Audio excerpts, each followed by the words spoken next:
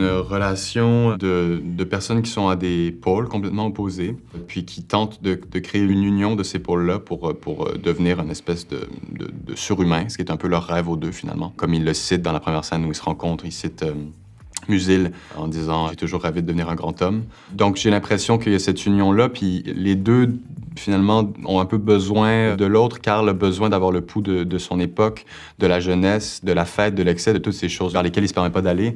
Puis Jacques rêve quand même d'avoir une capacité de création puis d'autoréalisation dont Karl déborde. Ce que je trouvais très touchant et fascinant est qu'il y a quelqu'un qui est capable de essayer de recréer ces fantasies et de construire un monde comme un conte de fées pour son grand amour de sa vie, non? Bien sûr avec l'argent aussi qu'il gagnait, mais de trouver un château, d'acheter un château mais de penser dans tous les détails avec une obsession, une dédication extrême pour essayer de vivre la perfection, de créer un moment parfait, esthétiquement, mais aussi romantique, non? Et émotionnel, mais ça fonctionne.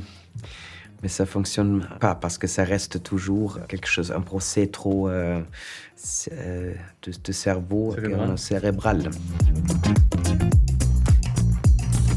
Bien sûr que ça le fait, en tout cas pendant la période dans laquelle on est, parce que c'est sûr qu'on est...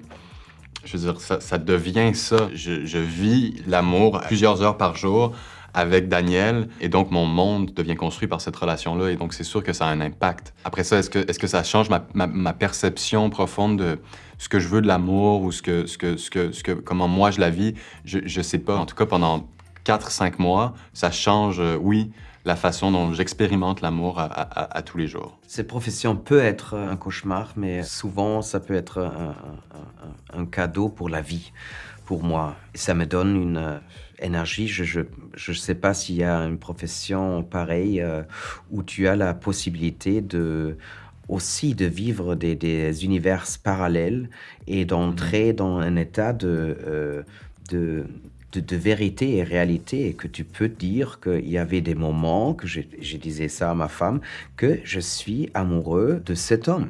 Et c'est vrai, dans ce moment-là, c'est quelque chose de très, très beau, non? C'est un luxe, non? Mais c'est difficile d'y arriver, non? Parce que sinon, et tu le vois, non?